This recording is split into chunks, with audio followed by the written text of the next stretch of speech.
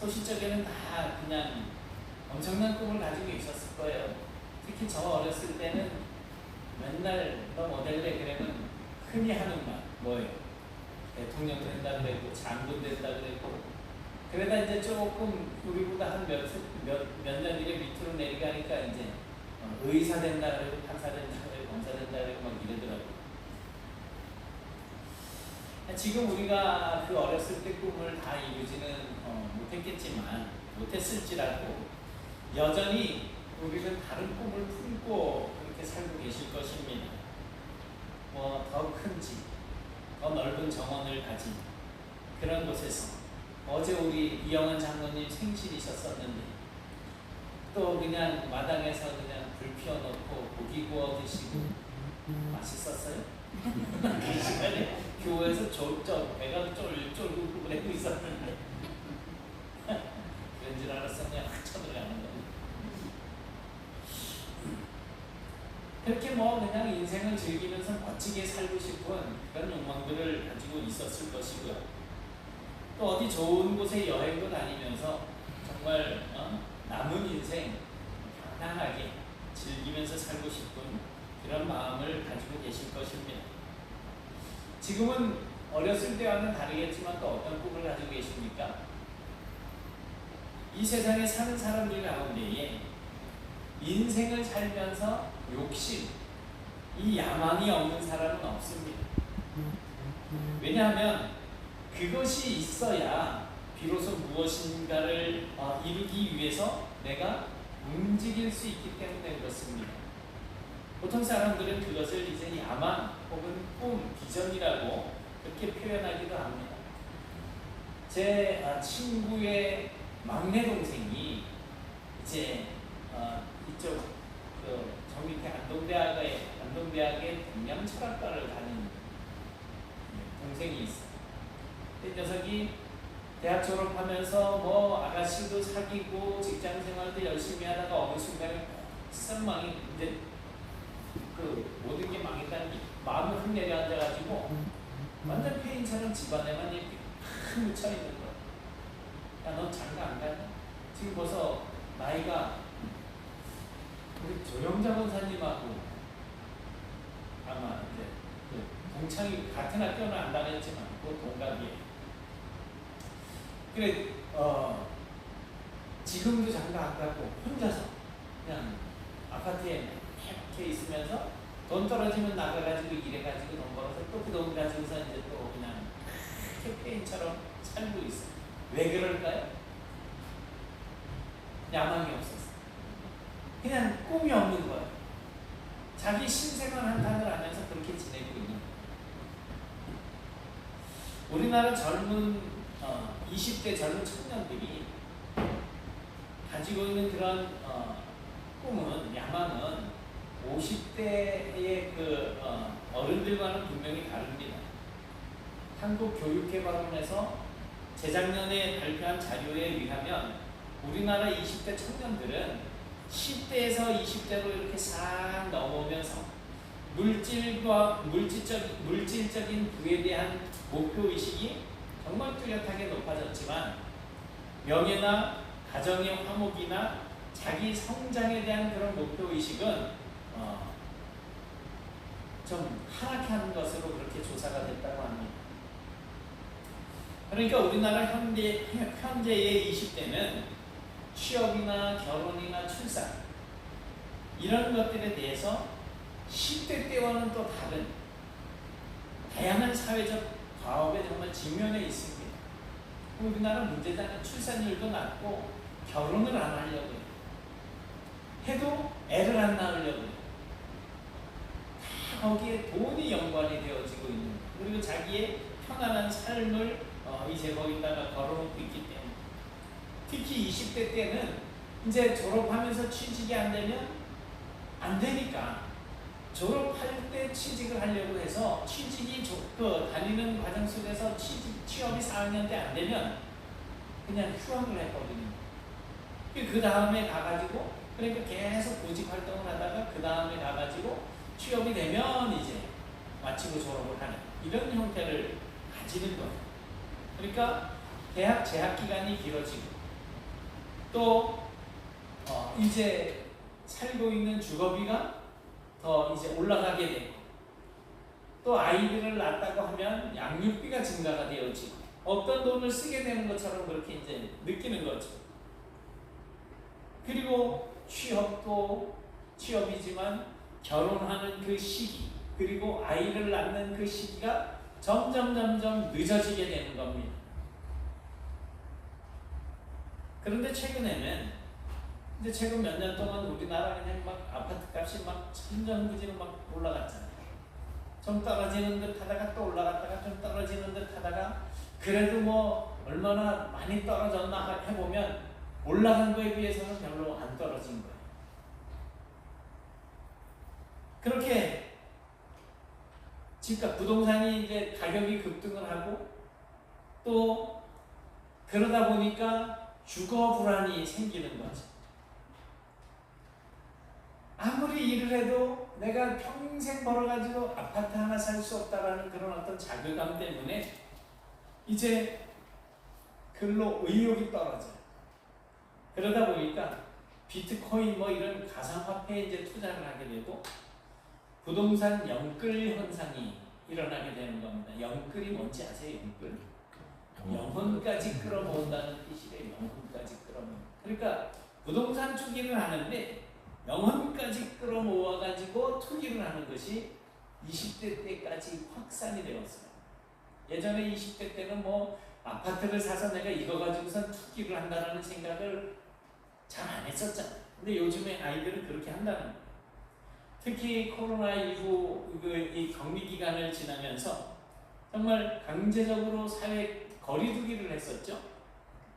그게 지금까지도 이제 얼굴을 맞대고 모이는 그런 모임을 이제 활동 제한을 당하게 되다 보니까 청년들이 밖으로 나가서 대외 활동하고, 또 사회에 어떤 참여하는 그런 참여도, 그리고 다른 사람들과 이렇게 사귀는 교제의 욕구가 많이 위축이 되어져 있는 그런 상황이라는 것입니다. 이런 20대의 가장 큰 야망은 40이 되기 전에 뭐예요? 돈 확 벌어가지고 경제적인 자유를 획득을 해서 자신이 속해 있는 모든 사회적인 관계를 떠나서 홀로 편안하게, 그저 안전하게 사는 것이 이 사람 이제 젊은이들의 목표가 됐다고 하는 겁니다. 그래서 그들에게 지금 가장 필요한 건 뭐다? 돈이다. 돈을 벌어야지 된다는 거예요. 그런데 이런 현상이 20대뿐만이 아니라 30대에도 마찬가지라는 거죠. 30대도 결국에는 인생에서 가장 그들이 가지고 있는 큰 야망이 뭐냐면 돈을 많이 모으는 거예요.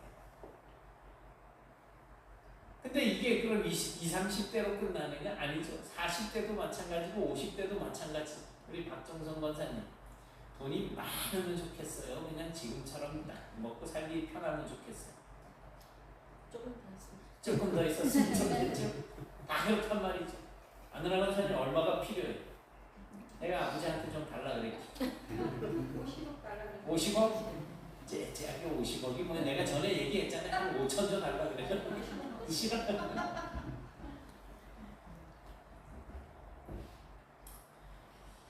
결국 사람이란 나이가 많고 적음에 따라서 인생의 목표나 야망이 달라지는 것이 아니고요. 생각의 이유만 다르지 결국에는 돈을 많이 벌어서 부자가 되어가지고 편안한 노후를 지내고 싶다라고 하는 생각들을 다 가지고 있다는 겁니다. 여러분, 다들 부자 되세요. 50억 부자 되세요. 까이고 50억. 성경에서는 사람이 이렇게 부유하게 되는 것을 비난하지 않습니다. 하나님은 오히려 그 복을 주시잖아요. 욥 같은 경우는 쫄딱 망했었는데 갑절의 부자가 되잖아요. 그러니까 하나님은 우리가 잘 사는 것도 원하고 계셔요. 만약에 성경의 관점이 그런데 부자로 사는 것, 부요함을 비난을 하고 가난함을 찬양한다라고 한다면 모든 하나님의 백성들은 가난하게 살면서 더 가난해지는 것을 추구하면서 살아야지 맞습니다. 하지만 성경은 사람들이 부유하게 되는 것을 비난하지 않는다는 거예요. 그래서 인생을 살면서 하나님의 백성들이 좋은 것을 먹고 좋은 집에 살고 좋은 차를 타고 부유함, 즉 많은 재물을 모으고 넉넉하게 누리면서 사는 것을 죄라고 이야기하고 있지 않아요. 죄가 아니에요. 50억이 아니라 51억을 가지고 있어도 상관이 없다는 거예요. 하지만 그 부유함을 이제 어떻게 사용하느냐에 따라서, 예를 들어서 부유해지는 것만을 나의 인생의 낙과 목적으로 삼고 더 많은 재물을 모으기 위해서 살고, 그래서 다른 모든 것을 귀찮게 여기거나 부정하거나 무가치하게 여기거나 가난한 자를 업신여기게 된다면 성경은 그런 사람의 부유함을 책망하게 되고 또 저주를 내리게 되는 것입니다. 결국 하나님의 백성도 부자가 되려고 하는 욕망을 가질 수 있고 기타 여러 가지 다른 풍족하고 부유한 삶에 대한 욕망을 가질 수 있어요. 이거 자체가 잘못된 것은 아닙니다.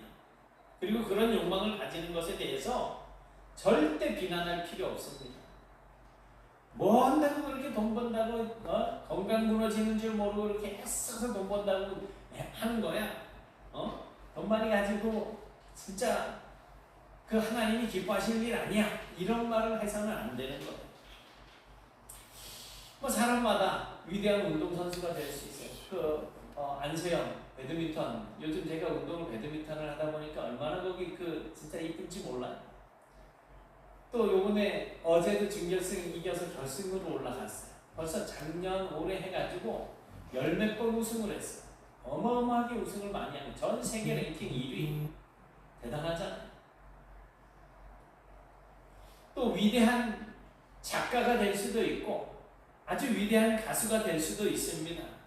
그런데 단지 목적이 그것까지라고 한다면 우리의 인생은 훗날 아무 의미가 없는 존재로 남게 될 수가 있다는 것입니다.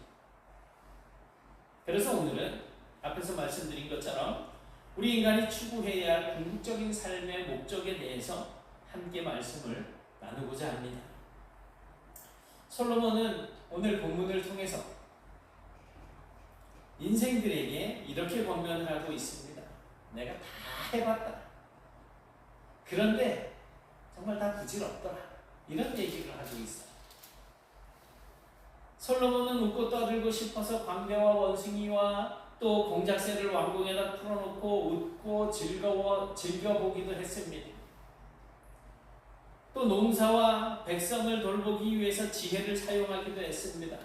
과수원을 만들고 큰 집을 짓고 포도원을 만들고 그 과수원과 포도원에 물 주는 일을 하기 위해서 연못도 만들어 봤습니다. 남녀노비들을 사들여서 궁전 안에 수많은 남녀들이 가득 차게 그렇게 해보기도 했고, 양과 염소들을 또 양과 소들을 셀 수 없을 정도로 많이 가져보기도 했습니다. 창고에는 은금을 그냥 넘치도록 쌓아놓고 그것들을 구경해보기도 했고, 정말 수많은 처첩들을 거느려보기도 했습니다. 아내가 700명, 첩이 300명. 어마어마하잖아요.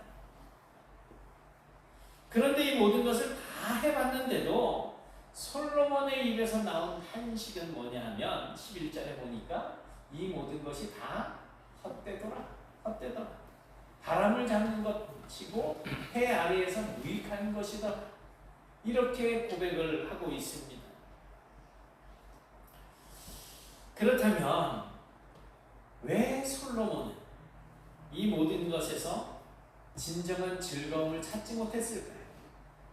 그렇게 많은 것을 누리고 자기가 하고 싶은 것 다 하고 세상 사람들이 부러워할 만한 지식과 지혜를 가지고 있었음에도 불구하고 왜 거기에서 진정한 즐거움을 찾지 못했을까? 사실 즐거움, 행복, 만족함, 뿌듯함 이런 모든 감정들은 내 개인적인 주관적인 감정일 뿐입니다. 그러니까 내가 느끼는 즐거움이 행복함과 만족감과 뿌듯함이 다른 사람들도 인정하는 즐거움은 아닐 것이라는 거예요. 우리 신집사님 집에서 TV 즐겨 보시나요? 스포츠 보시고 박 권사님은 스포츠 같이 즐겨 보셔요? 가끔? 좋아서 보시는 거예요? 남편이 보니까 보시는 거예요? 보니까. 사실은 뭐가 보고 싶으세요? 잘한 말. 그러면 할 말. 조 권사님 뭘 즐겨 보세요? 드라마.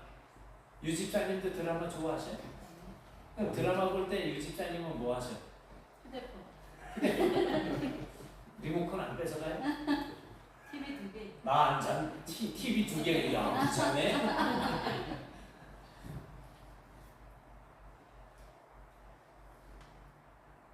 우리 장로님, 박한규 장로님은 뭐 보셔요? TV. 교회에서 얘기하기 못하지만 네.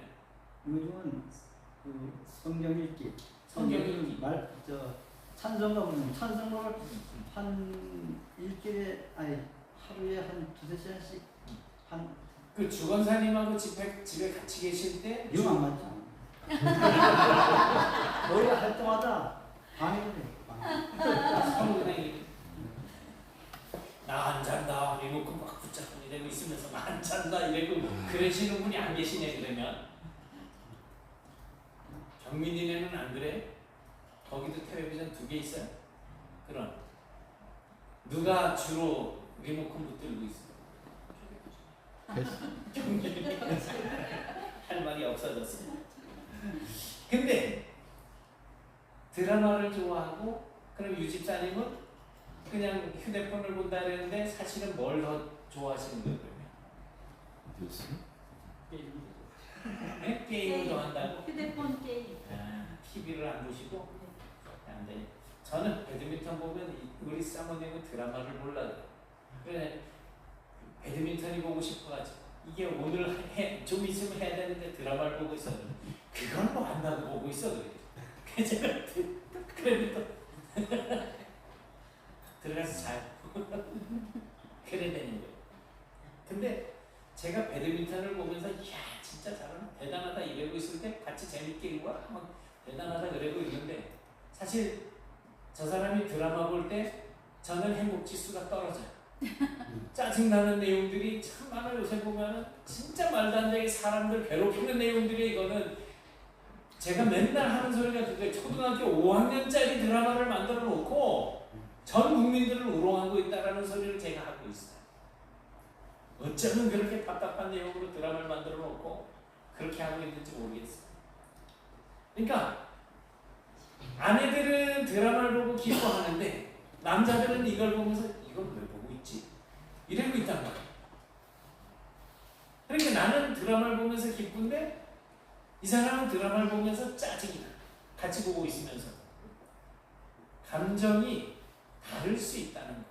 즐거움과 행복이 다를 수 있다는 거예요.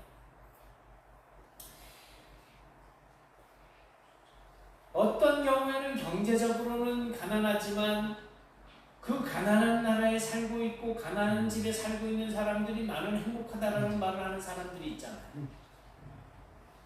그런데 더 많이 가지고 있는 사람들이 항상 불만이고 부족하다라고 생각을 하는 거예요. 매년 3월 20일이 국제 행복의 날입니다. 그래서 이 날에는 전 세계 한 140여 개국에서 150여 개국 정도 되는 이 나라에 각 나라의 행복 지수를 측정해서 발표를 합니다.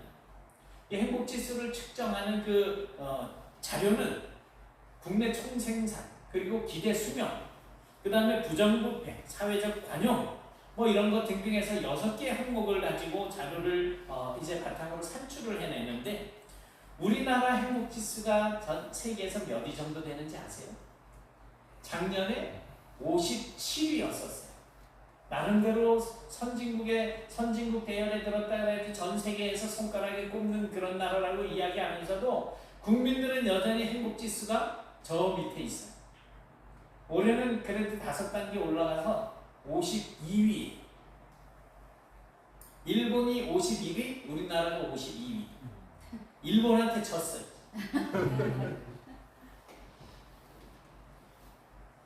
행복에 대한 정의가 다른 만큼 우리나라보다도 훨씬 가난해 보이는 나라도 순위에 상관없이 그들이 행복의 나라로 알려진 그런 나라들도 있잖아요.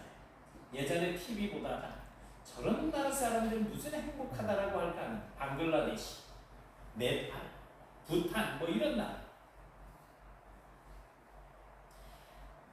근데 그렇게 행복한 나라로 평가받는 나라들은 어떻게 그 국민들이 행복하게 느끼면서 행복하다고 느끼면서 살 수 있을까? 행복 지수가 가장 높은 나라가 1위가 핀란드예요. 근데 이 사람들은 라곰이라고 하는 것을 추구한다는 거예요. 이 라곰이 뭐냐면 너무 많지도 않게 또 너무 적지도 않게 딱 적절한 양을 뜻하는 말이라고 합니다. 그러니까 적절하고 균형 잡힌 삶. 그래서 기본적인 욕구를 충족하면 더 많은 것을 얻기 위해서 과한 욕심을 부리지 않기 때문에 항상 그 정도에 있으면서 만족함을 느낀다는 거예요. 그래서 행복지수가 높다는 거예요.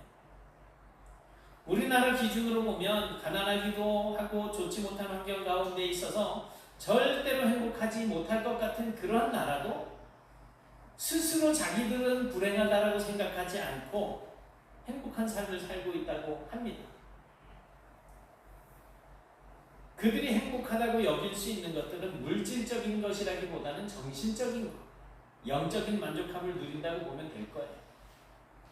어떤 이들은 꽉 갇힌 것만 같은 그런 집단에서 그러한 어떤 시간에서 벗어나서 정말 탁 트인 야외에 나가서 활동을 하면서 행복을 느끼는 그런 사람들도 있고, 어떤 사람들은 자기가 어려울 때 누군가 의지할 수 있는 사람을 알고 있다는 것 때문에 행복감을 느끼고 있다라고 합니다.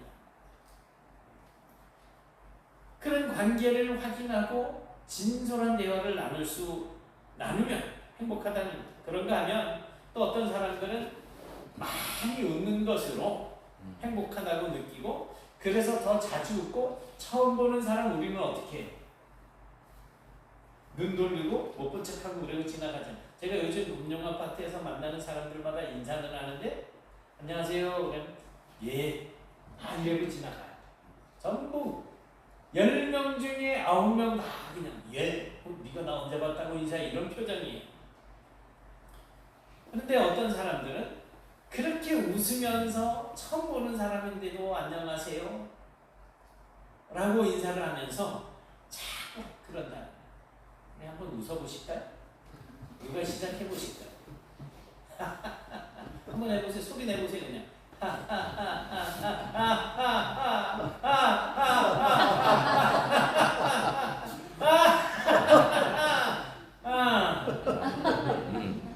억지로 또 안 웃으시는 분들은 멋있는가 보고 자꾸 웃다 보면 내가 멍청해가지고 쏘는다는 거예요. 그래서 막 그냥 호르몬을 막 분비해준다 그러잖아요. 도파민 뭐 이런 것들을. 그냥 자꾸 웃다 보면 행복해진다는 거예요. 웃는 얼굴에 침 못 뱉는다고 정말 웃는 사람은 그렇게 주변 사람들의 분위기까지 변화시켜 나가는 그런 능력을 발휘하기도 합니다. 우리 인간이 얼마나 행복을 추구하는지 아세요? 전 세계에서 수재들만 모인다라고 하는 대학, 유명한 대학 한 군데 생각하시면 어디 있을까요? 서울대? 하버드. 그렇지, 서울대를 밑으로 보는 데 하버드잖아요. 이 하버드의 이 대학에서 가장 인기 있는 강의 중에 하나가 뭐냐면 탈벤 교수가 강의하는 행복론이래요. 행복학. 모두가 부러워하는 최고의 대학에 입학한 수재들도 행복이 뭔지, 어떻게 해야 행복을 찾을 수 있는지 그거를 그냥 배우고 싶어 한다는 거예요. 철학자 칸트는 나라가 행복을 제공해야지 된다라고 이야기를 했습니다. 공리주의자 창시자인 벤담이라고 하는 사람은 모든 쾌락이 행복이라고 그렇게 주장을 하기도 했습니다. 하지만 이런 많은 주장을 따라서 실천한 사람들도 진정한 행복에 도달하지 못했다라는 것입니다. 여러분, 솔로몬도 이 세상에서 행복을 얻기 위해서 해볼 수 있는 것은 다 해봤다라고 지금 말하고 있잖아요. 그런데 세상의 관점에서는 이것저것 다 해봐도 진정한 만족과 행복을 누릴 수 없었고 무익했다라고 이야기를 합니다. 그런데 성경은 인생을 살면서 누릴 수 있는 진정한 복과 기쁨을 우리에게 알려주고 있습니다. 시편 1편 1절부터 3절에서 복 있는 사람이 어떠한 사람인지에 대해서 말해주고 있는데, 곧 어떤 사람이 하나님을 경외하고 하나님의 말씀에 순종하는 사람이 진정한 행복된 사람이고 참된 기쁨을 누리는 사람이다 라고 우리에게 이야기해주고 있습니다. 여러분은 지금 인생을 사시면서 행복하다고 느끼고 계십니까? 만약 행복하시다면 그 행복의 근원이 무엇이라고 생각하십니까? 부유한? 인간관계? 어디 자연? 아니면 내 나름대로 돌을 닦는 수양을 통해서 얻는 평안함? 영국 맨체스터의 조지프 브라더튼이라고 하는 소년이 공장에서 푼돈을 받으면서 일하는 노동자였었습니다. 근데 이 조지프는 언제나 자기가 맡은 일에 최선을 다하는 사람이었어서 사람들에게 인정을 받기 시작했고, 점점 그 직급이 올랐고 곧 공장의 모든 사람들에게 아주 인정을 받는 그런 훌륭한 청년이 되었습니다. 그런데 이 조지프가 청소년기에 하나님을 만나게 되는데, 그만 그 높은 급료를 받는 그 직장 생활을 그만두고 목사님이 돼서 작은 교회를 개척을 했습니다. 성도 수가 많지 않은 그런 작은 교회였지만 항상 베풀고 뭐든지 최선을 다하는 이 조지프의 삶은 많은 사람들에게 정말 큰 감명을 안겨줬어요. 사람들의 존경을 받아서 노년에는 이제 그 하원의원회까지 이렇게 선출이 됐었는데, 그러면서도 자기가 평생 동안 모았던 그러한 재산들을 다 베풀면서 늘 미소를 지으면서 살았습니다. 그렇게 삶의 마지막까지 아름답게 살다가 간 이 조지프의 묘비에는 평생 그가 따르면서 살았던 좌우명이 새겨져 있습니다. 나의 부귀는 재산이 많은 데 있지 않고 욕심이 적은 데 있다. 그러니까 내가 돈을 가진 것이 적더라도 나는 부유하다라고 느끼면서 산다라는 거예요. 욕심이 없으니까. 조금만 더 있으면 좋겠어요 라고 하는 것 때문에 나는 가난하다, 불행하다라고 하는 생각을 가지게 된다는 거죠. 하나님께서는 우리에게 우리가 행복하기 위해서 필요한 모든 것들을 이미 다 주셨어요.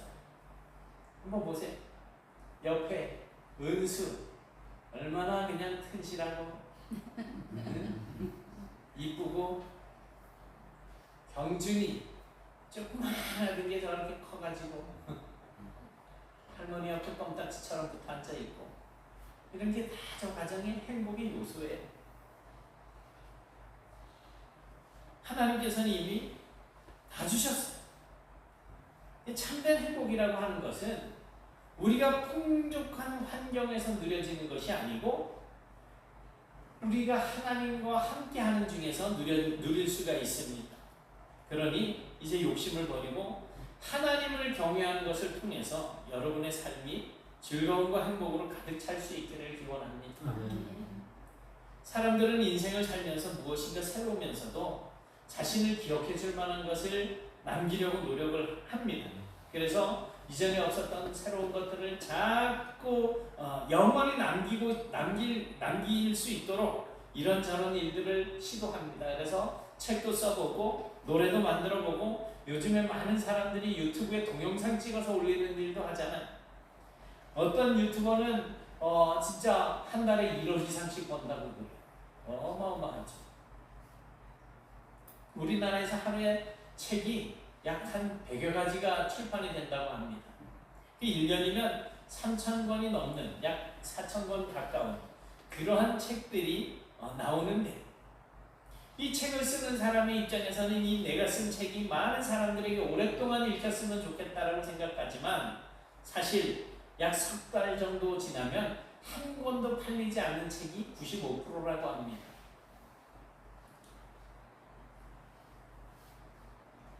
어떤 과학자들은 연인들이 이렇게 사랑하면서 생기는 그 감정이 있잖아요. 호르몬. 그것도 유통기한이 2년이라는 사실을 발견을 했어요. 2년이 지나니까 그 감정이 식더라는 거죠. 그러니까 밝은 생활을 하는 사람들 5% 밑에는 95%의 어두운 생활을 하는 사람들이 있다는 것입니다. 그게 현실. 돈도 명예도 사랑도 존경도 세상의 모든 것은 영원한 것이 없다는 것입니다. 그래서 솔로몬의 평가에 의하면 이 세상의 인생들이 할 수 있는 것 가운데 영원한 것도 없고 새로운 것도 없다라고 이야기하고 있습니다. 시간이 너무 많이 갔는데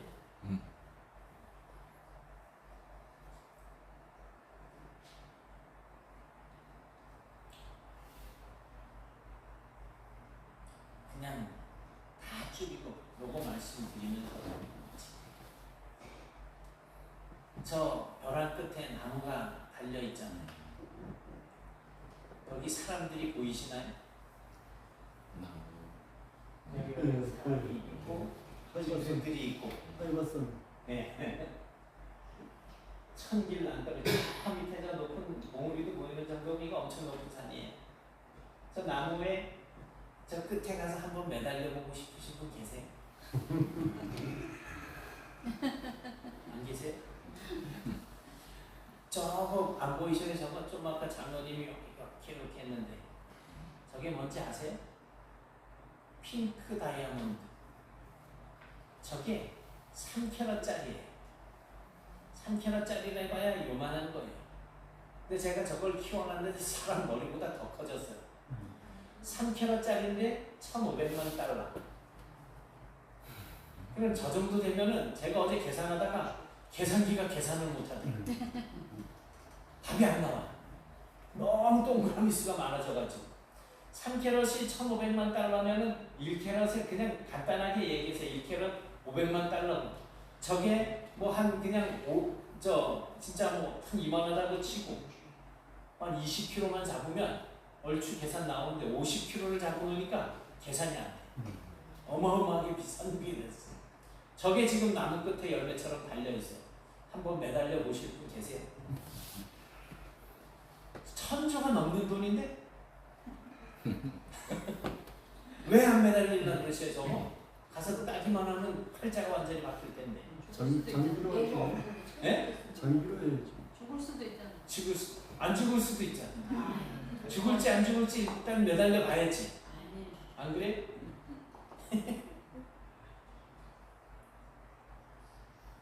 저 밑에 끝도 없는 벼랑이고 저거 딸라고 나무에 매달리는 순간 다시 뚝 부러져서 떨어지면 저거 내가 품에 안고 있으면 뭔 소용이 있겠어. 그래서 현명한 사람은 우리 조영지 권사님이나 집사님들처럼 쳐다도 안 보고 지나가야 돼. 야, 저거 아깝다 침 질질 흘리고 있어봐야 미련이 생기고 그 욕심 때문에 매달릴 수도 있게 되는 거예요. 그러니까 아예 안 쳐다보고 가는 게 맞아요.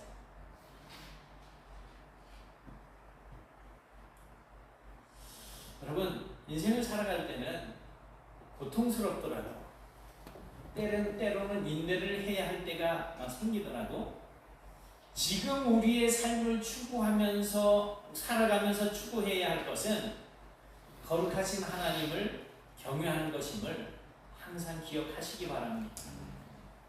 전도서 3장 14절 말씀입니다. 시작.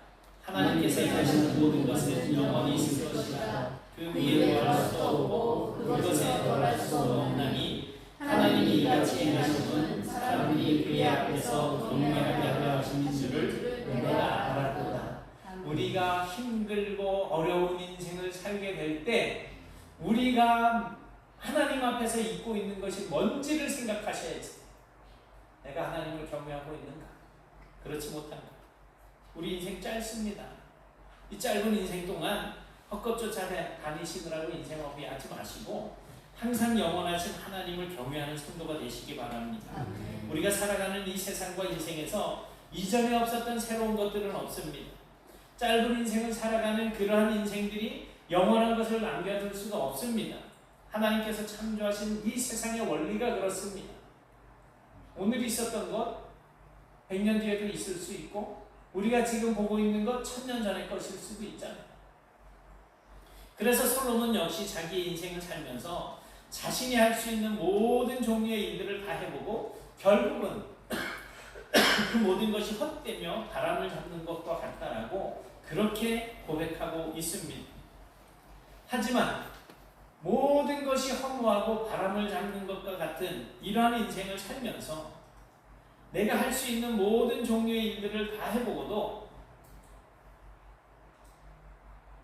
바람을 잡는 헛된 것이 아닌 인생, 정말 참으로 가치 있는 그런 일이 있는데 그것이 바로 영원하신 하나님을 바라보고 하나님을 경외하는 삶인 것입니다.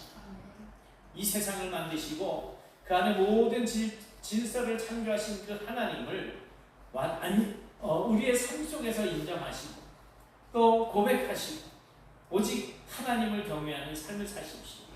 어떤 경우에라도 하나님을 의지하시고 의뢰하는 삶을 살아서 이제 우리의 인생이 더 이상 헛된 인생이 아닌 가치 있는 인생을 고백하는 그런 우리 모두가 되실 수 있기를 주님의 이름으로 축원합니다.